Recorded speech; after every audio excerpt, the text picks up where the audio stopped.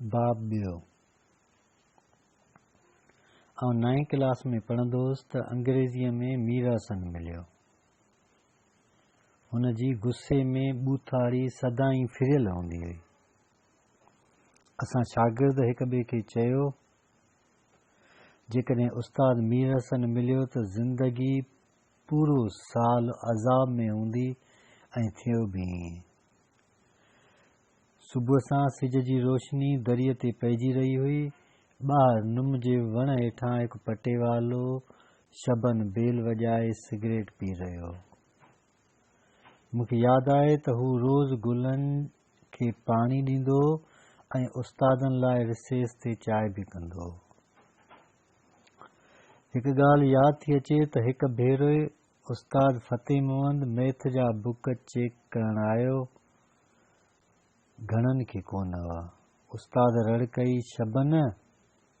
शबन जवाबु ॾिनो, जी सर। शबन जो आवाज़ बंदूक जी गोलीअ वांगुरु अची कननि ते पियो।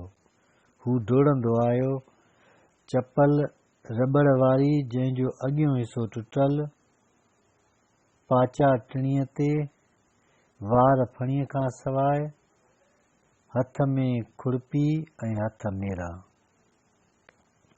शबन चयो, जी साईं। उस्ताद फ़तेह मोहम्मद रड़ करे चयो, वञ लकुण पटिया। पटेवालो सटाक सटाक कंदो रवानो थियो। सिंझीअ जो वॾो वण बीठल हो, उतां हिन सन्हे लकुण चाहूअ जी लठ वांगुरु लुॾंदड़ खणी आयो। पोइ उस्ताद जूं लठियूं, असां जूं रड़ियूं ऐं स्कूल जूं यादूं हवा ऐं दज़ में मिली बोलाटियूं खाईंदियूं गुम थी वयूं। हा, यादि आयो, मूं ॻाल्हि थे कई मीर हसन जी। हिन असां ते दाॿो विहारण लाइ कची पकी अंग्रेज़ीअ में तक़रीर कई। सिंधीअ में तक़रीर में ॿोड़ हारण हिकु मुहावरो आहे, पर मीर हसन पंहिंजी तक़रीर में 8-10 देगियूं हारे छॾियूं। ॻाल्हियूं कंदे कंदे उस्ताद पंहिंजो अदबी ज़ौक़ ॾेखारींदे मिल्टन जे किताब पैराडाइज़ लॉस्ट यानी विञायल जन्नत जो हवालो ॾिनो ऐं निड़शीअ जो ज़िक्र कयो। मूंखे खिल आई। मूं भरिसां वेठल क्लास फेलो अनू, जंहिंजो पूरो नालो इंतज़ार हो, पर असां उनखे अनू सॾींदा हुआसीं, मूं पर्चीअ ते अनूअ खे लिखी ॾिनो त सर निड़शी कहिड़े मुल्क जो आहे। हुन बि चरे मटर देर न कई, उथी बीही चयो, साईं ख़्याम थो चवे त निड़शी कहिड़े मुल्क जो आहे। अनूअ जो ईअं चवण उस्ताद 3 नंबर डेस्क ॾांहुं आयो, चयो, वञ चाचाए खां पुछ वञी। मूंखे अलामा इक़बाल जे शेर जी हिकु सिट जेका फ़ारसीअ में आहे यादि आई, ख़ुदा ख़ुद दरे तलाश आदमी अस्त। ख़ुदा ख़ुद आदमीअ जी ॻोल्हा उहा आहे। जेकॾहिं उन सिट खे फेराए मां पंहिंजे लाइ चवां त ख़्याम ख़ुद पंहिंजे दड़के जी ॻोल्हा में आहे त ग़लति न थींदो। उन खां पोइ आउं चुप थी उस्ताद खे कंहिं मासूम रूह वांगुरु घूरे रहियो हुउसि। मूं सोचियो, जेकॾहिं अहिड़ा उस्ताद हर स्कूल में हूंदा, पढ़णु त कोन ईंदो पर बेइज़ती करण जा गुर ज़रूरु सिखंदासीं। उन ई वक़्तु पटेवालो हाज़िरी वठणु आयो। 10 मिंट हाज़िरीअ में विया। पटेवालो उस्ताद सां कचहरी कंदो रहियो ऐं घणी देर ताईं ॻाल्हियूं कंदो रहियो।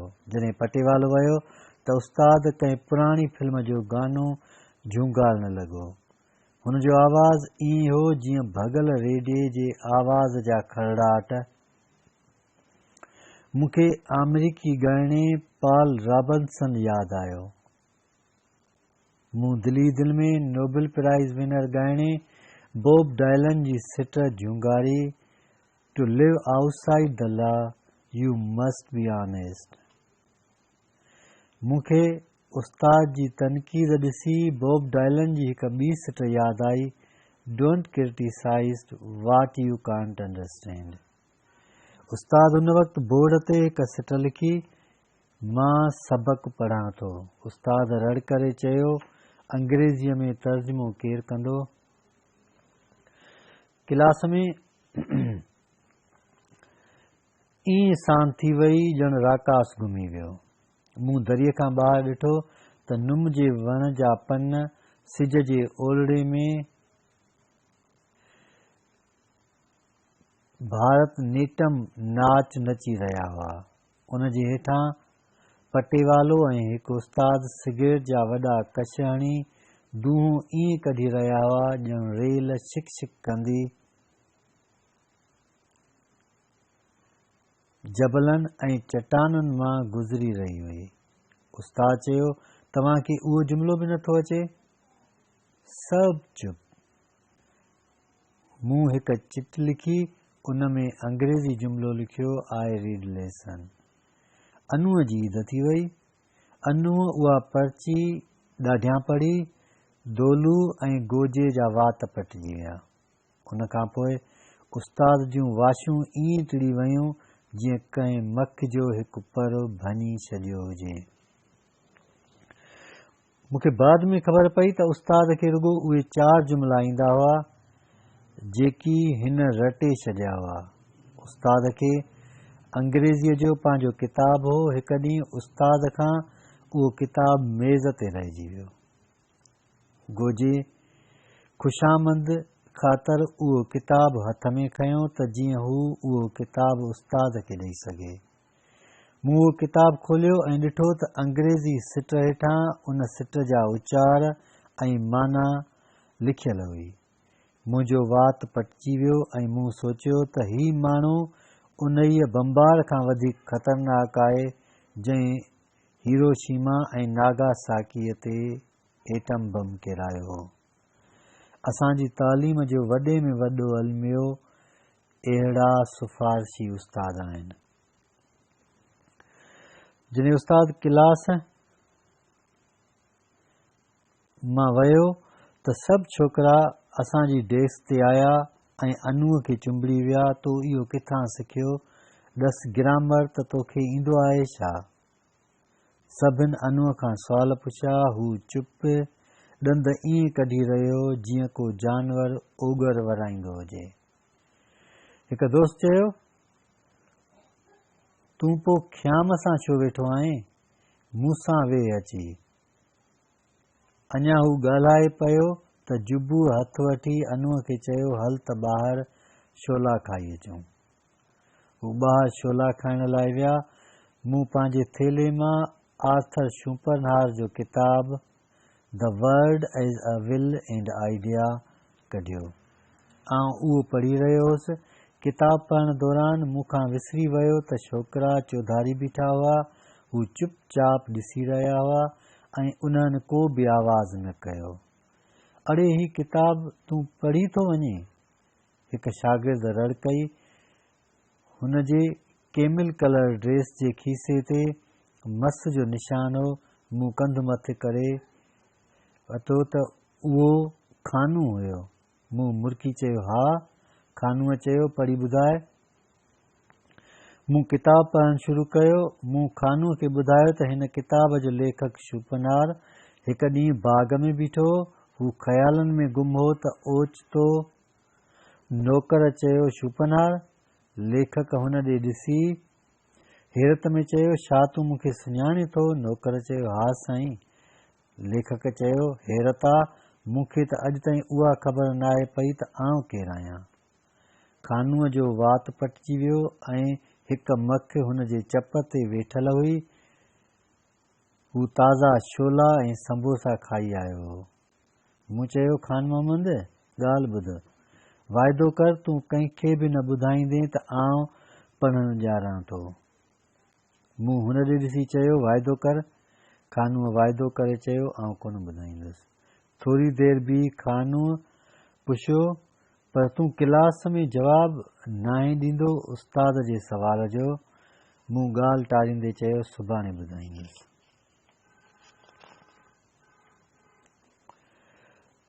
ॿाराड़ी में रहंदो हुउसि, उन करे शाम जो माल छोड़े वञण हर छोकिरे ते लाज़िम हो। पर मुंहिंजे ॾाॾे उहो कमु मुंहिंजे सौटनि ते रखियो, पर हू बि माशाला सत हुआ। उन्हनि में पढ़ण जा अफ़ाल घटि ऐं माल चाढ़ण जो शौक़ु ॾाढा हुआ।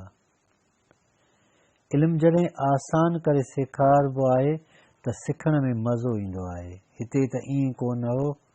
आउं सोचां थो त जेकॾहिं मूंखे ॾाॾे जी सोबत न मिले हा त आउं बि हिन वक़्तु कंहिं सरकारी स्कूल में अहिड़ो उस्तादु हुजां जहिड़ो वेॻो चाचो आहे। शाम जो हिकु ॾींहुं मूं हिमत करे ॾाॾा खां पुछियो, बाबा चाचा खे पढ़ाइणु नथो अचे, पोइ हुन खे ॻोठ जे स्कूल में उस्तादु छो करायो? हुन सां ॻोठ में केॾो नुक़सानु थी रहियो आहे। ॾाॾा बसरनि जी खुरपी हथ में काबू करे मूं ॾे ॾिठो। ॾाॾा उन वक़्तु बसरनि जी गुॾ करे रहियो। हिन जा कपिड़ा पघर में आला हुआ। मुंहिंजे हथ में शाह जो रिसालो हो। असां ॿिन्ही ॾाॾे ऐं पोटे जी उहा आदत हुई त असां ॿई बसरनि जी गुॾ कंदा हुआसीं ऐं को न को किताब पढ़ी उन ते तबसरो करणु लाज़िम थे सम्झो। उन ॾींहुं शाह जे रिसाले में सुरियलिस्ट बेत ते ॾाॾे ॿुधायो, ही पढ़, सुरियलिज़म मां निकितल आहे। जदीद दौर में केतिरा ई सुरियलिस्ट शाइर थी गुज़रिया आहिनि, ख़ासि करे हाणे चिलीअ जो पिबलू निरवदा जेको आलंदे जो तमामु वेझो हो। हिन जी शाइरी चिलीअ जे हर पन खे लोॾियो। ॾाॾा ॿुधायो, हा मूं ॻाल्हि ते कई त चाचा उस्तादु छो थियो? ॾाॾा चयो, तुंहिंजी नंढी ॾाॾी ॾाढी ज़िदीरी आहे। हिकु ॾींहुं ॻोठ में MPA आयो। आउं ॻोठ जो वॾो आहियां। हिन मूंखे नौकरीअ जो ऑर्डर ॾिनो। मुंहिंजो इरादो हो त उहो ॿिए कंहिंखे ॾियां जेको पढ़ियल लिखियल ऐं होशियारु आहे, पर मुंहिंजी माई ज़िद ते त वली मोहम्मद खे ॾे। आउं मजबूर हुयुसि। सुबुह जो आउं MPA खां हिकु लेटर डायरेक्टर ॾे खणी वियुसि। मूंखे ऑर्डर मिली वियो।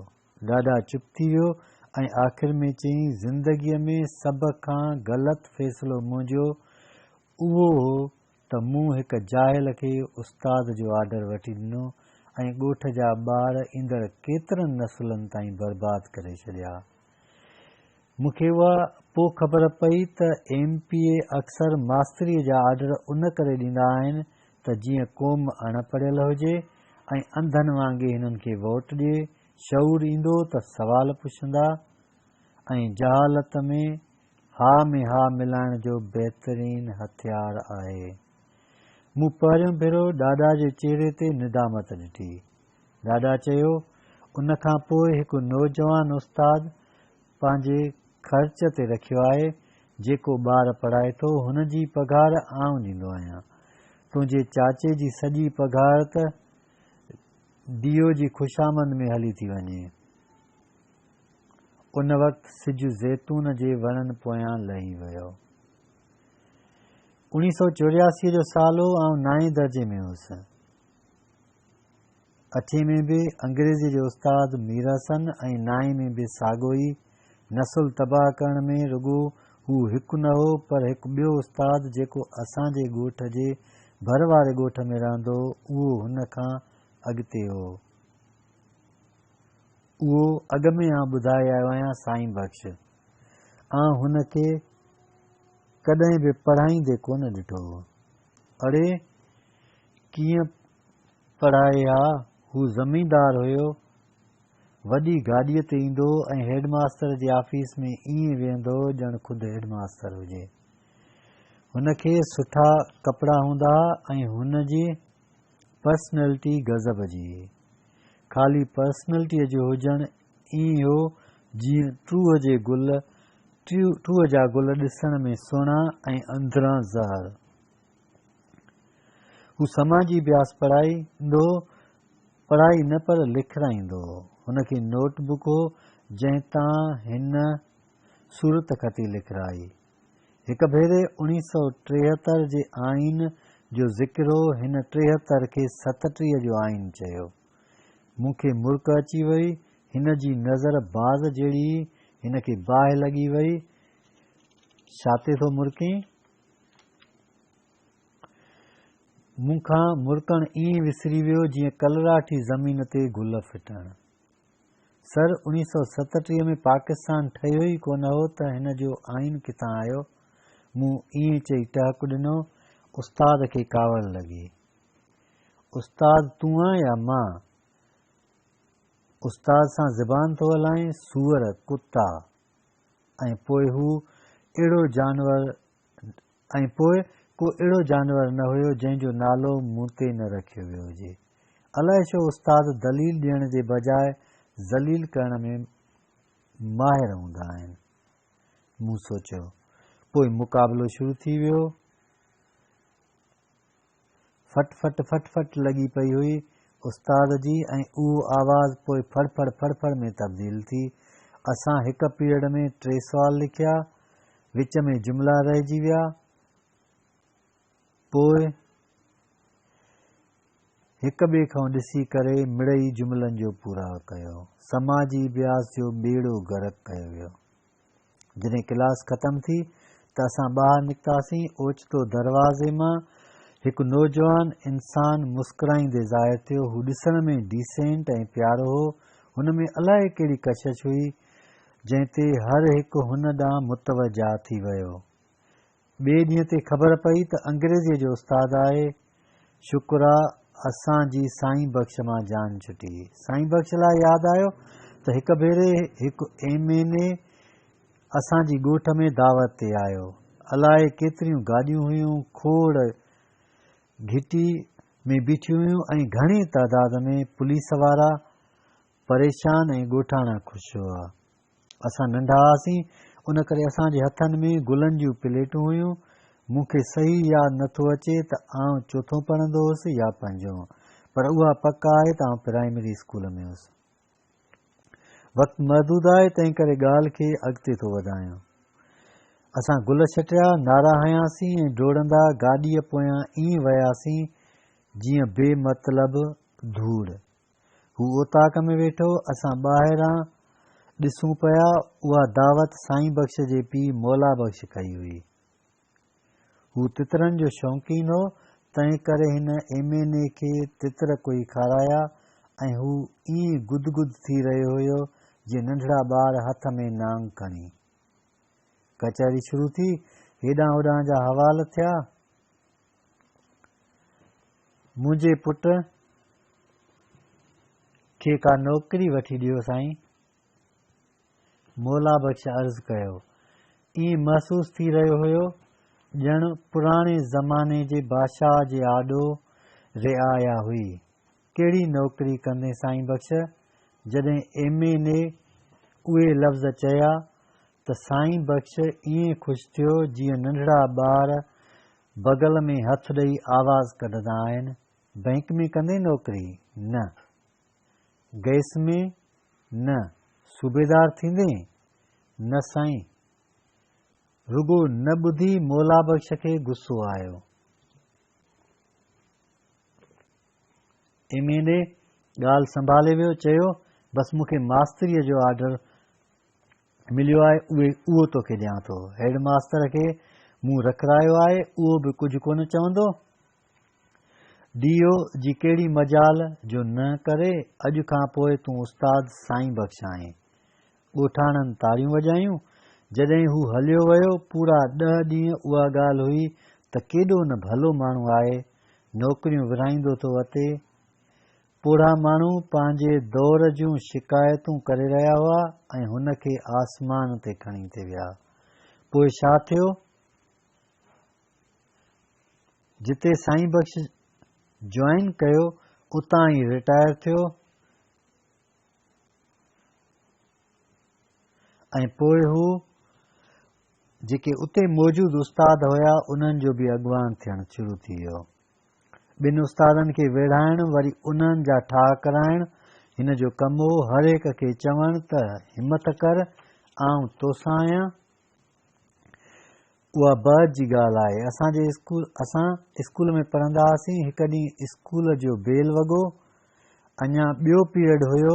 असां ख़ुशीअ में डोड़ंदा मैदान में आयासीं। आउं थेलो खणी निकितुसि त साईं बख्श रड़ करे हेडमास्तर खे चयो, तूं वीज़ा ते माण्हू थो मोकिले। हेडमास्तर बेवस थी अचे कुर्सीअ ते वेठो। हिन मीटिंग कोठराई ऐं चयो हू साईं बख्श खे रिलीव कंदो। जॾहिं मूं ॿुधो त वीज़ा ते मोकिलणु, उन वक़्तु मुंहिंजे ज़हन में आयो त शायदि हेडमास्तर एजेंट आहे। हू सऊदी अरब कमाइण लाइ माण्हू मोकिलींदो हुजे त उहो उन करे जो ॻोठ में सभु चवंदा हुआ मूंखे वीज़ा नाहे मिली, जॾहिं वीज़ा मिलंदी त आउं सऊदीअ वेंदुसि। हेडमास्तर इज़त वारो शरीफ़ इंसान हो। हू ॼाणे पियो त साईं बख्श उन जथे जो अॻवान हुयो जेकी उते उस्ताद मौजूदु हुया। उन स्कूल में उस्ताद सभु हुन खे चवंदा हुआ, तूं असांजो वॾो आहीं, तूं असांजो सदर आहीं, तूं असांजो अॻवान आहीं। तूं सम्झाए हेडमास्तर खे हू केरु थींदो आहे जो अचे थो त सलाम नथो करे, असां सां मिले ई कोन थो, हथु नथो ॾिए।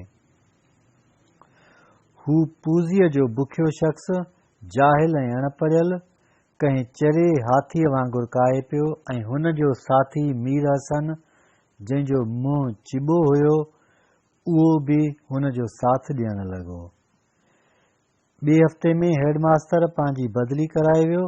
उन ॾींहं खां पोइ हेडमास्तर पंहिंजी इंसल्ट सम्झी ऐं स्कूल न आयो। हू उन ॾींहुं आयो जॾहिं हुन खे रिलीव थियणो हुयो। हू आयो ऐं पुछा कयईं, साईं बख्श किथे आहे? हू पाण हुन सां मिलण वियो, मुस्कुराए मोकिलाए वियो। हूअं बि जाहिल जे शर खां बचण जो तरीक़ो उहो आहे त माण्हू मुस्कुराए दरगुज़र करे उतां गुज़री वञे।